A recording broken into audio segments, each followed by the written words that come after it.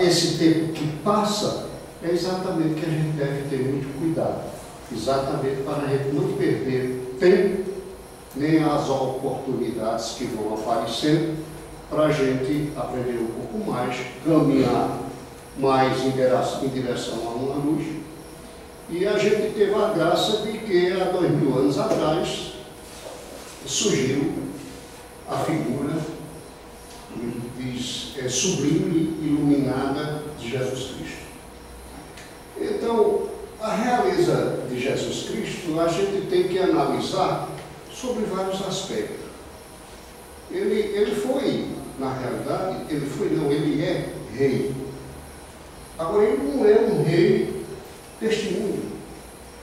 Ele não é um rei, como é que se diz, de carne e osso. Ele é um ser espiritualizado. Ele é um ser que teve um poder de convencimento, de persuasão, de mobilidade tão grande que em um pequeno espaço de 3 anos ele revolucionou todo mundo daquela época.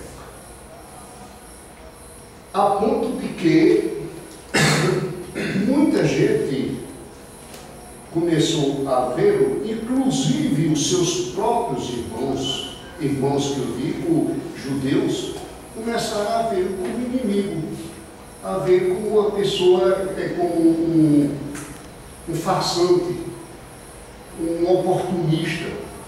O próprio Sinédrio, que eram exatamente os comandantes, os doutores, os sacerdotes daquela época, era quem comandava todo o povo, inclusive com seus dogmas, com sua religião, no caso da Torá, né? Entendeu? Então eles eram quem disciplinava o povo. E eles tinham várias castas, e essas castas eram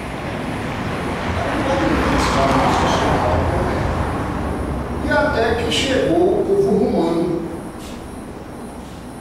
com o seu exército e praticamente, eu não diria escravizar, mas subjugou todo o povo hebreu.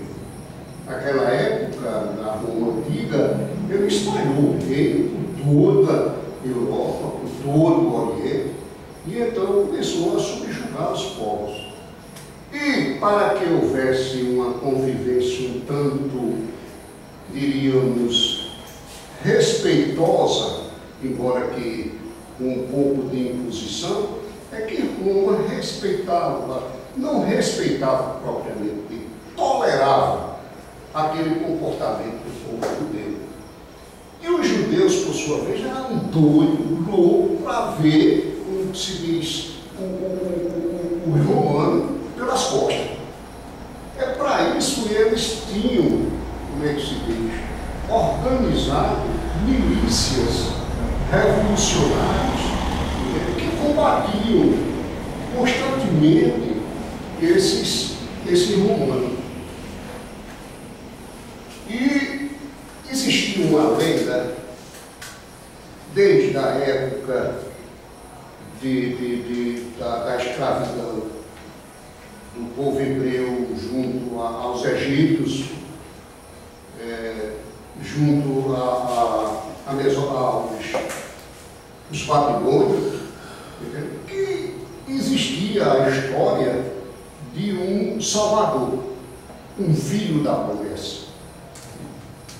E esse filho da promessa estava previsto exatamente para a época que eles estavam comentando. É tanto que Herodes, sabendo que via essa história do Salvador, queria também ameaçar o seu reino. Os romanos também sabiam disso, é tanto que mandaram assassinar todas as crianças até 1 ano de idade. Foi quando houve a oportunidade de Maria e José pegarem Jesus e fugir para o Egito. Então isso veio se avolumando, vem crescendo, vem enraizando essa crença do Salvador, da vinda do Salvador, que os judeus ficavam sempre buscando sinais da presença desse Salvador. É tanto que Jesus passou os maus bocados por conta disso. Porque Jesus, a partir dos 7, dos 12 anos, ele já começou a ter consciência da sua condição divina, da sua inspiração divina. E então tudo que ele fazia era em nome de Abba, ou seja, do Pai. Tudo isso, é tanto que houve conflitos, inclusive, dentro da sua própria casa, com Maria, com José, principalmente Maria, que era uma judia fervorosa, como diz a história, patriota até dizer chega, e se encantava com a possibilidade de o filho dela ser o Salvador de Israel. José não teve tanta essa influência porque José morreu cedo. Por incrível que pareça, José morreu exatamente na idade que Jesus morreu. Porque Jesus morreu não com 33 anos, mas ele morreu com 36 anos. Também José morreu com 36 anos. Quando ele estava fazendo um trabalho de construção, de carpintaria principalmente, em um dos palácios de Herodes Antipa, pai do Herodes da época de Jesus. Pois bem, então Jesus já tinha esse espírito já diferente das pessoas. E todo mundo se encantava pela docilidade dele, pela sabedoria dele, pela maneira como ele se apresentava, com uma certa fidalguia, aquele carisma que ele viu. E é tanto que, segundo histórias, como diz, apócrifas, por conta dessa história do filho da promessa, existia na época de Jesus umas milícias, uns grupos revolucionários chamados de zelotes. E esses zelotes, eles viviam mais ou menos organizados para combater e expulsar o povo romano. É tanto que Jesus, já tem dito, foi convidado, inclusive, pelos zelotes, pelo comando geral dos zelotes, para comandar o povo de Israel nessa expulsão. E foi quando Jesus, temendo da sua negação de haver uma perseguição por parte dos zelotes, da sua família, a sua mãe e a dos seus irmãos, então foi que ele usou de muito tato, de muita sabedoria, para convencer aqueles comandantes que ele, como primogênito, a lei do Torá lhe obrigava ou lhe dava poderes para que ele fosse o comandante da família, isentando-o de ele assumir outras responsabilidades, vamos dizer assim, de ordem civil, de ordem religiosa. Então, ele conseguiu se safar.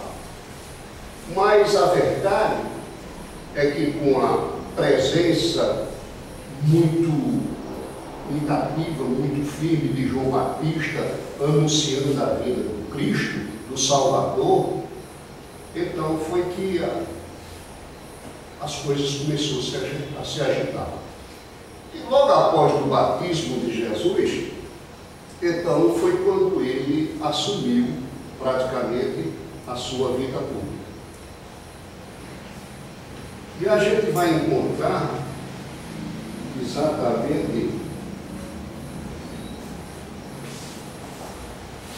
que Jesus, como ele era rei, e o reino dele não era deste mundo, e nem tão pouco ele tinha esse poder temporal, o poder dele era divino, porque o poder temporal é o poder político-governamental exercido pelo ser humano. É o caso dos presidentes, dos reis, entendeu?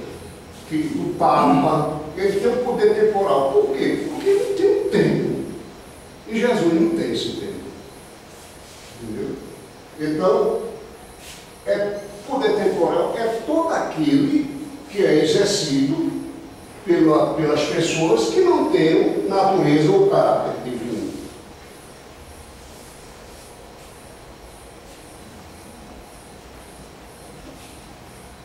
O tipo de rei nem sempre implica no poder temporal. É o caso particular de Jesus Cristo. Ele era rei e não era temporal, ele era infinito, ele era divino. Jesus foi considerado rei devido à sua missão divina de difundir a existência do reino de Deus. Uma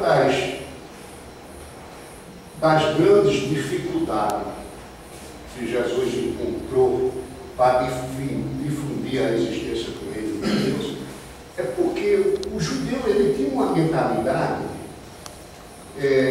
diferente. Ele creia que o Deus dele era só dele, só o povo judeu, e mais ninguém.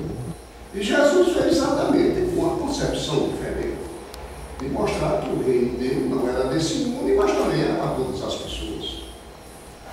E o judeu não. Os judeus tinham aquela ideia do Deus guerreiro, do Deus sanguinário, do Deus vingativo. E Jesus não, Jesus pregava exatamente. Então ele começou a encontrar certas dificuldades, mas a realeza dele era porque ele era considerado rei e a sua missão divina era de difundir a existência de Deus. E que o reino dele, apesar de ele exercer toda a potencialidade e soberania diante do mundo.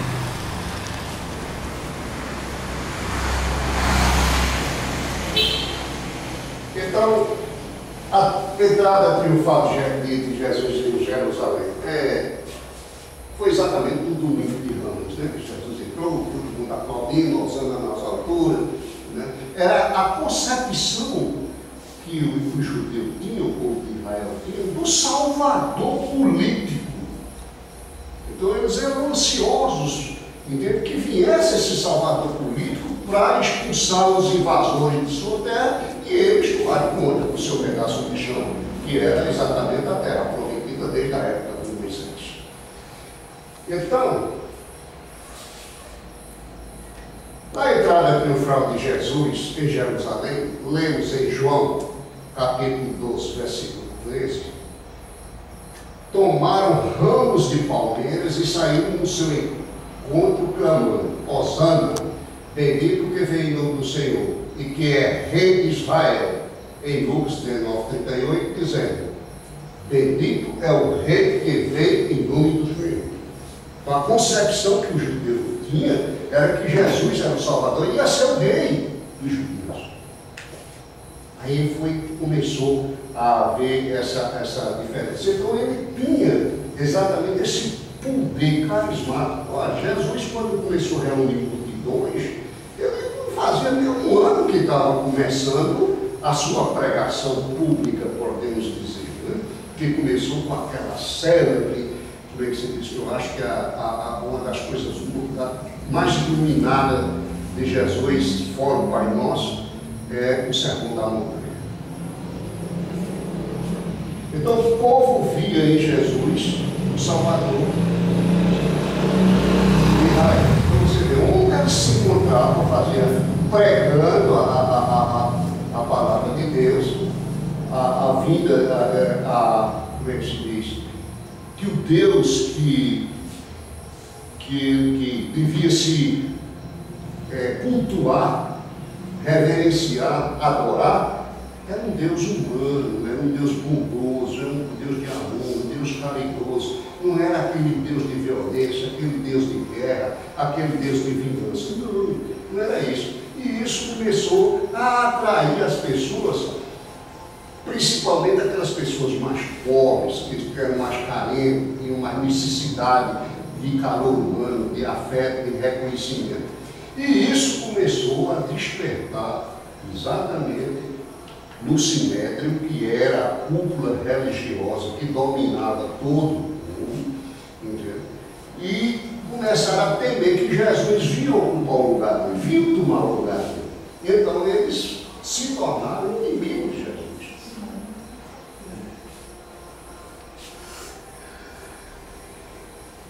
Nessas e em outras passagens do Evangelho, vemos que os seguidores de Jesus viu nele o libertador de Israel, o novo rei que iria instalar na terra um novo reino, livre dos domínios estrangeiros, que tanto feriram o orgulho e o brilho da raça hebraica.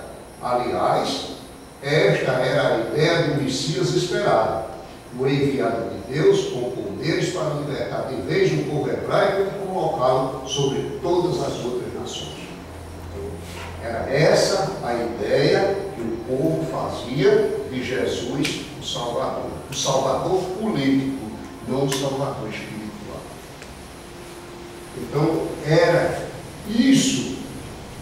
E E, aliás, era esse entendimento que tornou Jesus, assim, um inimigo propriamente dito dos sacerdotes, do Sinédrio. E o Sinédrio começou a exercer uma perseguição muito grande em cima de Jesus. É tanto que quando ele estava no Horto da Oliveira, quem foi prendê-lo não foram os soldados romanos, não. Foram os soldados do Sinédrio. Do Sinédrio, os sacerdotes judeus. Então, eles tinham esse conceito. O povo judeu via em Jesus o salvador político, e não o salvador divino, não o salvador espiritual. E houve tanto movimento, tanta confusão nessa vida pública de Jesus, que ele terminou preso e levado à presença de Pilatos. Mas o que era curioso era que ele tinha uma postura tão fidalga, tão nobre, de um caráter tão marcante, que quando ele fitava os olhos das pessoas, era obrigado que as pessoas tinham que ter um certo caráter para poder sustentá-lo. E Pôncio Pilatos, que era o governador representante de Roma na Galiléia, ficou impressionado com aquela altivez daquele homem. Ficou impressionado. É tanto que manteve um diálogo muito interessante com Jesus, entende? Faz uma história encarando mais como um ser superior, como diz assim, um ser nobre de uma realeza, do que uma pessoa que estava ali presa e humilhada. É tanto que a gente vai ter a oportunidade de ver. Então, e Pilatos fez vir Jesus à sua presença e lhe perguntou: és o rei dos judeus? E Jesus respondeu: meu reino não é deste mundo. Se o meu reino fosse deste mundo, a minha gente,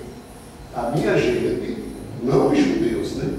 Se o meu reino fosse deste mundo, a minha gente houvera combatido para impedir que eu caísse nas mãos dos judeus. Mas o meu reino ainda não é daqui. Ainda, quer dizer, no futuro, quando ninguém sabe, ou ele já dizia isso ainda não é, mas ele já estava implantando o seu reino aqui, através dos seus difusores, dos seus divulgadores. Que eram esses difusores, unificados por divulgadores? Eram nada mais nada menos que os apóstolos, os seus seguidores. Disse-lhe então Pilatos: és, pois, rei? Jesus lhe respondeu: tu dizes, não nasci e não vim a este mundo senão para dar testemunho da verdade. Aquele que pertence à verdade escuta a minha voz. E isso foi dito no capítulo de São João, no capítulo 28, no capítulo 18, nos versículos 33, 36 e 37. Eu não sei se vocês sabem que João, o evangelista, ele foi o único apóstolo que acompanhou Jesus em todos os seus passos na vida pública. Inclusive, ele esteve presente quando Jesus foi preso, acompanhou durante a prisão, esteve junto, presente também na presença de Pilatos, na presença de Herodes, quando ele foi açoitado, quando ele levou a cruz aos pés da cruz, quando ele foi crucificado, que estava juntamente com Maria Madalena e seu irmão Tiago. Entende? Então, foi o único apóstolo que acompanhou Jesus em todos os momentos. Em todos os momentos. Então, qual era essa verdade que Jesus tanto falava? Que era exatamente o Deus único e verdadeiro, o Deus do amor, o Deus da caridade, o Deus dos pobres, o Deus dos ricos, o Deus de toda a humanidade, de todas as nações. não era um Deus exclusivo dos outros judeus. Essa era a verdade. Era ensinar o povo para que o povo fosse mais humano, fosse mais fraterno, se respeitar entre si. Foi esse o exemplo que Jesus nos levou. E a gente aqui e lá ainda tem a mania de ser ambicioso, de ser egoísta, de ser rancoroso, né, de ser vaidoso, de querer se vingar das pessoas. A gente ainda vem, apesar de fazer 2000 anos que esse homem diz isso, a gente ainda não se libertou dessas asperezas que tem. A gente ainda não conseguiu descobrir o nosso tempo superior que existe dentro de cada um. E aqui a gente vai ter um diálogo pessoal com Jesus. E esse diálogo é bem interessante. Vocês vão ver exatamente a postura de Jesus. E na hora que Pilatos lava as mãos, dizendo que não vê nesse justo crime algum e que pede para o povo escolher aquela coisa toda. Houve um detalhe curioso. Quando existe uma multidão grande, então, quando os políticos, as pessoas, no caso em particular, o sinédrio, os sacerdotes, então o que foi que eles fizeram? Espalhou gente, pagando inclusive dinheiro, no meio do povo, para quando perguntasse quem quer que seja libertado, Barrabás ou Jesus, para um monte de gente gritava Barrabás ali, outro ali, quando menos espera estava o povo todinho. Isso é uma técnica, por incrível que pareça, ainda hoje se usa. Então a gente vai observar isso. Eu gostaria muito que vocês prestassem atenção.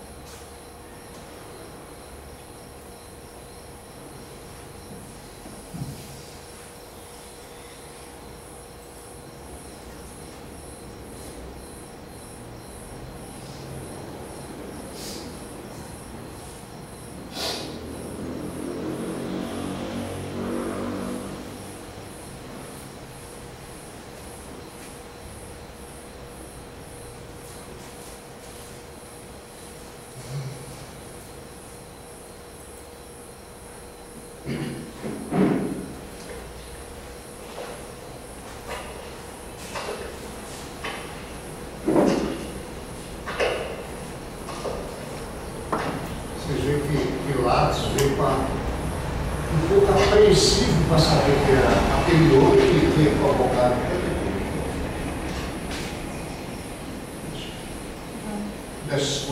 Tu és o rei dos judeus? Tu dizes isto de ti mesmo? Ou disseram-te outros de mim? Porventura sou eu judeu?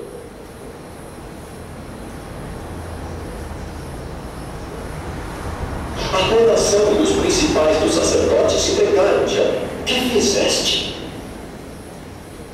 O meu reino não é deste mundo. Se o meu reino fosse deste mundo, beijaria o meu povo, para que eu não fosse entregue aos judeus. Logo, tu és rei. Tu dizes que eu sou rei. Eu para isso nasci.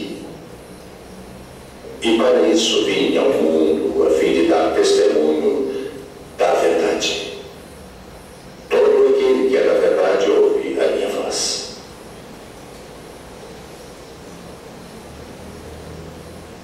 Que é a verdade? Haveis me apresentado este homem como o pervertedor do povo. Eu examinei a vossa presença e nenhuma culpa das de que o acusais acho neste homem. Eu o remeti a Herodes. Ele concluiu que coisa alguma digna de morte foi feita. Castigado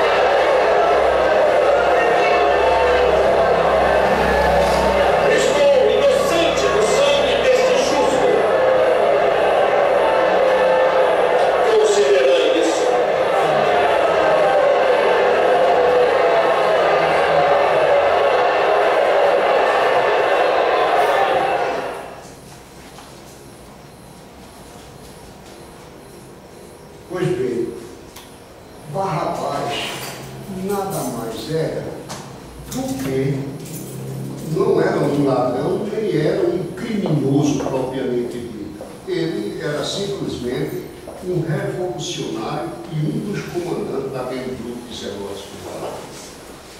Então, a missão de Jesus na Terra era aquela missão divina, aquela missão de propagar ao povo, a todo o povo, que o seu reino não era desse mundo. E que o Deus, Pai Todo-Poderoso, era um Deus de amor, um Deus de bondade, um Deus de clemência. Não era um Deus de guerra, não era um Deus criminoso, não era um Deus vingativo, não era um Deus sanguinário. Então foi essa exatamente a missão de Jesus. Era essa a verdade que ele defendia. É tanto que a gente vai ver agora uma passagem interessante. O que Jesus deixou bem claro foi a finalidade de sua missão. Trazer a verdade das leis morais, o respeito que deve ter as pessoas, aqueles 10 mandamentos que se falava, não matarás, não roubarás, não cobiçarás a mulher próxima, aquela coisa indispensável para a existência do reino de Deus nos corações humanos, dentro dos nossos corações e, por consequência, na própria terra. Na terra que ele estava falando aí, era toda a terra, não a Judéia. Não a Judéia.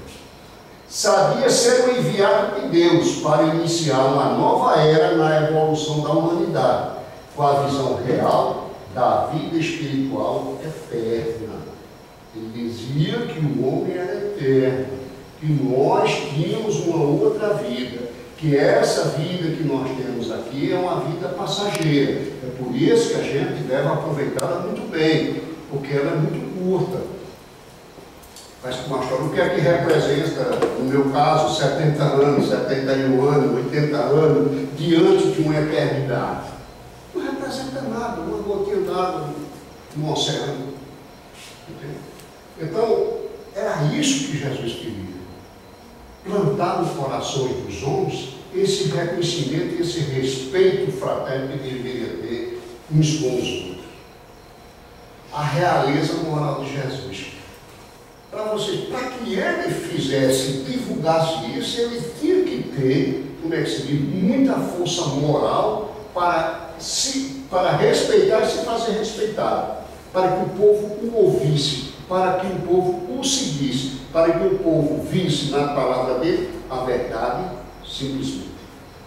E foi por isso que ele viu o seguinte: a realeza de Jesus é a realeza moral, fruto de sua perfeição, do seu viver segundo as leis divinas. Realeza que exerce o poder para sempre. Não é poder temporal, é para sempre, toda a vida. Com a autoridade, portanto, de orientar, esclarecer, conduzir a humanidade na conquista dos valores inseridos pelo Pai na sua obra, na sua criação, com o determinismo divino de ser perfeito. É isso que Jesus queria e gostaria que nós fôssemos, segundo a sua imagem e semelhança, no que diz respeito, não à forma, mas ao comportamento. Onde a gente tenha, como é que se diz, que a gente tem ainda muita dificuldade de a gente corrigir aqueles vícios, aqueles mau hábitos, mau costume que a gente tem dentro da gente. Que a gente, às vezes, tem um comportamento muito reservado, muito distante das pessoas, mas a gente tem ainda aquela malícia, aquele comportamento, não é comportamento, aqueles pensamentos viciosos de umas tantas coisas. Jesus, representante de Deus na terra, foi Deus que mandou Jesus para cá para dizer ao povo que o reino da humanidade não é este, o reino é outro, é uma vida futura, é uma outra vida, e a pessoa tem que viver aqui exatamente para se preparar para essa vida, para toda vez que voltar sempre cada vez melhor. E para isso, na sua frase, mas por agora, na época que ele dizia, o meu reino não é daqui. em João capítulo 18, versículo 34. Além de mostrar-se como representante de Deus na terra, deixa bastante clara a ideia da vida futura e da sua autoridade sobre a humanidade. Quer dizer, ele é o rei do orbe, dessa constelação, desse orbe celeste que nós temos. É da terra e de outros orbes. Então, ele mostrou, deixou. É muito interessante isso aqui. Deixa bastante clara a ideia da vida futura e da sua autoridade sobre esta humanidade. Quer dizer, ele tem autoridade sobre nós.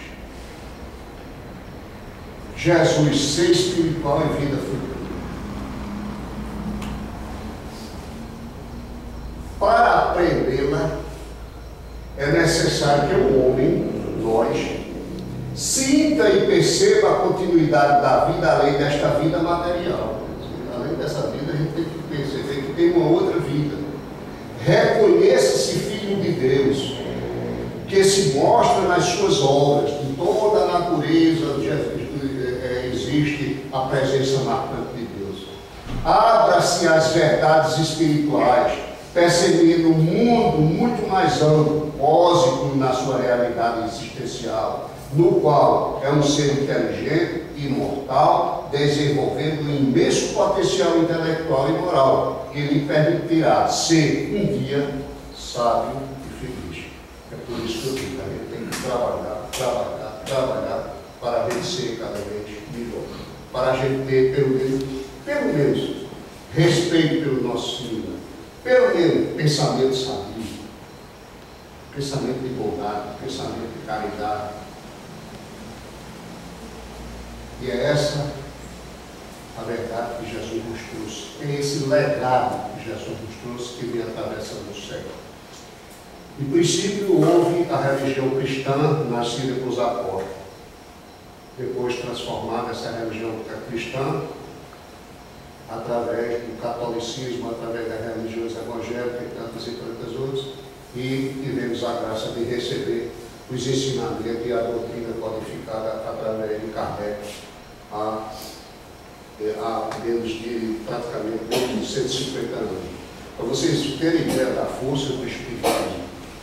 O Espiritismo teve uma propagação tão rápida, tão veloz, que ele praticamente alcançou, pelo menos a nível de divulgação, não dialeto, mas a nível de divulgação, a nível de conhecimento, de se tornar conhecido, de se tornar uma doutrina religiosa, filosófica, sabe? E ele levou apenas 150 anos. Ou seja, mesmo o cristianismo levou mais de 2000 anos.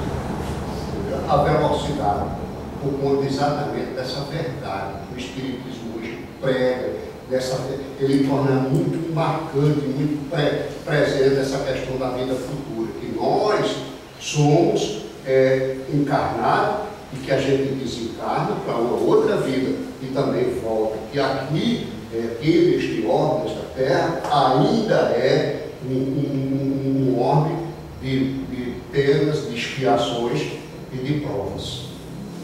Que, segundo o que vem pregando por aí, a gente já está bem próximo de haver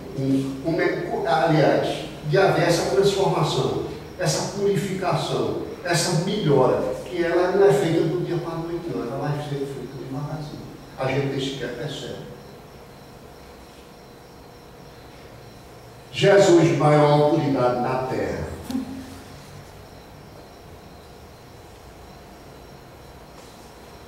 Jesus é a autoridade maior na terra, designado por Deus, graças à perfeição conquistada. Jesus se conquistou para ser uma pessoa, para ser um espírito de luz, um espírito purificado. Ele também não nasceu puro, não. Ele veio também fazer esse mesmo processo. Então, ele conquistou isso. Com qual a finalidade? Para dirigir a caminhada evolutiva da humanidade. Você vê, há 100 anos atrás, o mundo era bárbaro, hoje já é menos bárbaro, não é? esses focos de violência que está acontecendo, de respeito à vida, é exatamente sinais que estamos próximos dessa evolução. Então, graças à perfeição conquistada, para dirigir a caminhada evolutiva da humanidade terrestre, orientando-a na libertação da ignorância e do apego às coisas materiais, a fim de transcendência da condição de humano para de angelitude. Esse angelitude que ele fala aqui é de anjo, de ser espiritual elevado, evoluído. É nosso irmão mais velho, eu acho isso lindo, é nosso irmão mais velho, nosso guia, nosso modelo, Jesus, nosso modelo. E está tão acima de nós que nos impossibilita qualificá-lo com qualquer título terreno. Ele é muito mais diferente de nós devido à perfeição alcançada, mas próximo, muito próximo de nós, no amor que nos dedica, como demonstrou seu viver na terra. A grandeza de Jesus. Ele se eleva aos píncaros da pureza e desce até nós como um símbolo de amor e de fraternidade. Então a gente vai agora mostrar para vocês 2 Pai Nossos. Esse Pai Nosso foi inclusive psicografado, eu não sei a origem que ele fez, mas ele tem um conteúdo tão bonito, tão interessante, que vale a pena a gente ver e depois a gente vai ouvir. Pai nosso que estás nos céus e na terra, em todos os mundos espirituais, santificado e bendito seja sempre o vosso nome, mesmo quando a dor e a desilusão ferirem nossos corações, bendito seja. O pão nosso de cada dia, dai-nos hoje, Pai. Dai-nos o pão que revigora as forças físicas, mas dai-nos também o pão para o espírito. Perdoai as nossas dívidas, mas ensinai-nos antes a merecer o vosso perdão, perdoando aqueles que tripudiam sobre nossas dores, espezinham nossos corações e destroem nossas ilusões. Que possamos perdoá-los, não com os lábios, e sim com o coração. Ele deve perdoar, não com os lábios, mas sim com o coração. Muitas vezes acontece certas coisas e diz, não, eu perdoo, mas não esqueço. Eu perdoo, mas não esqueço. Alguém faz um mal, a gente tem que dizer, eu perdoo, mas não esqueço. Eu não perdoo. Não perdoo. Foi com os lábios que ele disse perdoar, não foi com o coração. Porque se fosse com o coração, ele nem sequer se lembrava. Nem do mal que recebeu, nem tampouco do bem que fez. Afastai do nosso caminho todo sentimento contrário à caridade. Afastai do nosso caminho todo sentimento contrário à caridade. Ou seja, se a gente não puder fazer o bem, nem deseje, nem pense e nem faça o mal.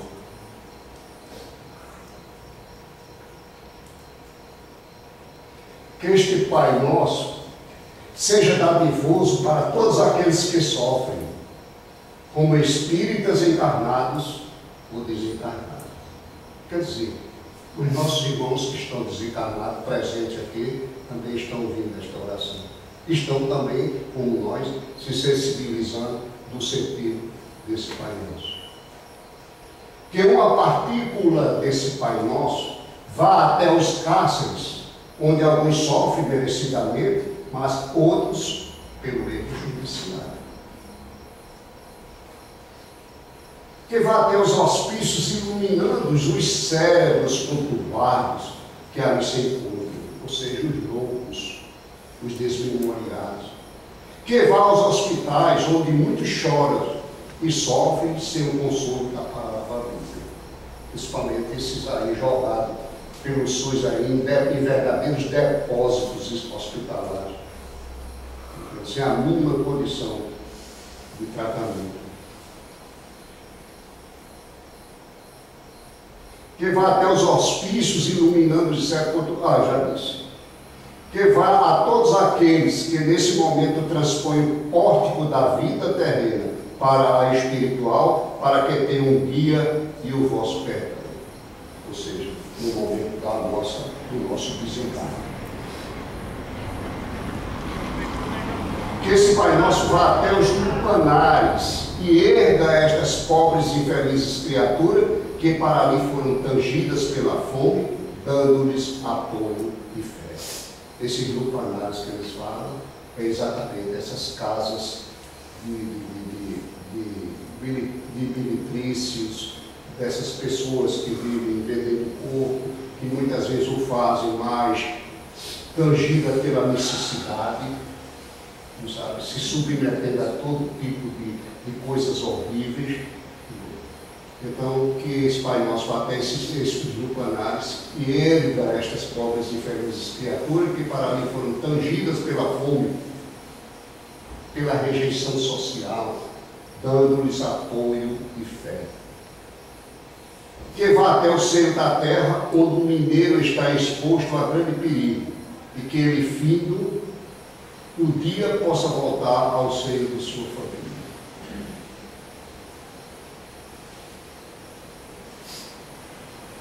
Que este Pai Nosso vá até os dirigentes das nações para que evite a guerra e cultive a paz.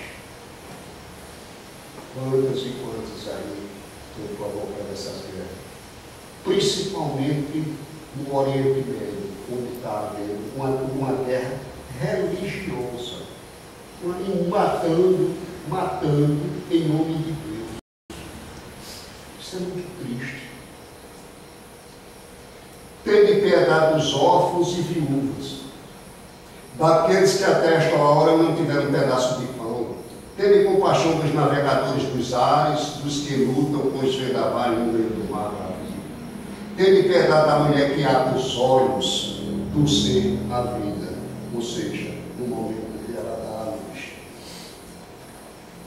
Que a paz e a harmonia do bem fiquem entre nós e estejam todos com todos. Amém.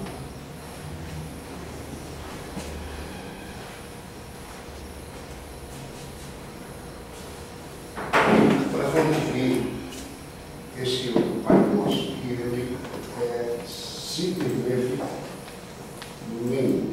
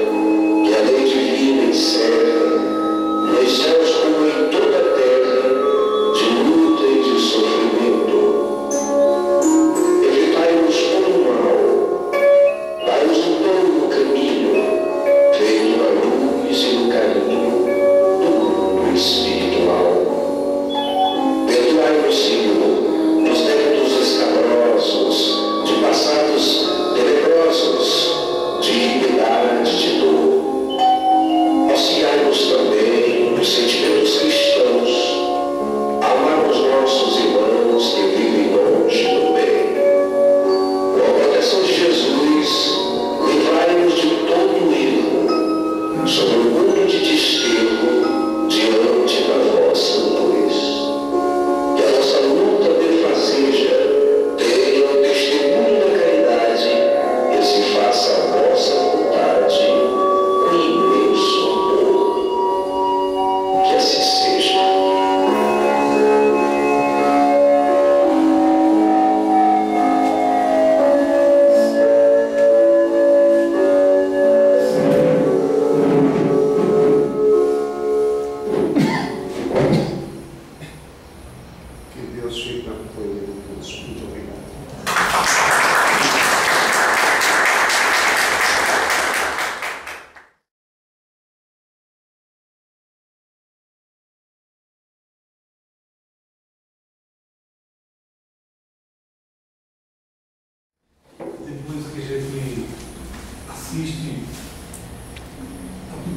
passado aqui e as informações dadas por Hernando, que a gente cria mais consciência que o Espiritismo ele não é nada mais nem nada menos do que o cristianismo redimido, o primitivo, o cristianismo primitivo, onde não existiam rituais, não existiam dogmas, mas existia a caridade como inclusive o cristianismo primitivo, eles admitiam a reencarnação. Até 327 no concílio de Vitória. Então eu queria dizer a vocês que realmente o que foi passado para a gente aí, né? Jesus é o modelo vivo, ele é o governador espiritual da terra, é o espírito mais evoluído que encarnou na terra. É interessante a gente frisar que Jesus não reencarnou, ele foi o único espírito que encarnou na terra. E ele tem todo o direito de dizer que é o rei, porque ele é o rei da moral, da dignidade, e o rei que cumpriu todas as leis divinas. E quando nós passarmos a cumprir as leis divinas como meta principal da nossa vida, nós vamos, de certa forma, melhorarmos moralmente e termos a nossa evolução de forma mais compensada. E eu queria só, para a gente encerrar, dizer a vocês que a única coisa que nós estamos condenados nesse mundo, ou a única coisa determinada que existe conosco como espíritos, é a evolução. Por mais que nós não queiramos, estamos determinados a evoluir pelo amor de Deus, de tão belo e tão benevolente. Então nós podemos passar até uma encarnação sem fazer nada, não evoluirmos nada. Mas Deus, na sua misericórdia infinita, voltará conosco as reencarnações que houverem necessidade, para que a gente possa evoluir e chegar a outros níveis de evolução. Como falou ali, angelitude, o nível, nós estamos no livro ainda de provas e expiações.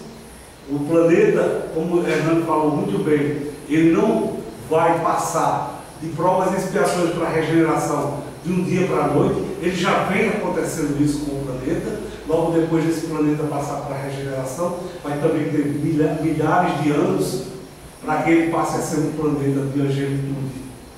Porque a diferença desses três planetas, eu queria falar para vocês assim, o planeta de prova e expiação ainda predomina o mal. No planeta de regeneração passará a predominar o amor, mas existirá o mal. No angelitude, aí não haverá mal. E aí é onde nós estamos destinados. Aí é o certo. Aí é o certo. Meus irmãos, vamos fazer a nossa vibração costumeira. Pedro Paulo, antes dessas coisas, você fez uma colocação aí muito interessante.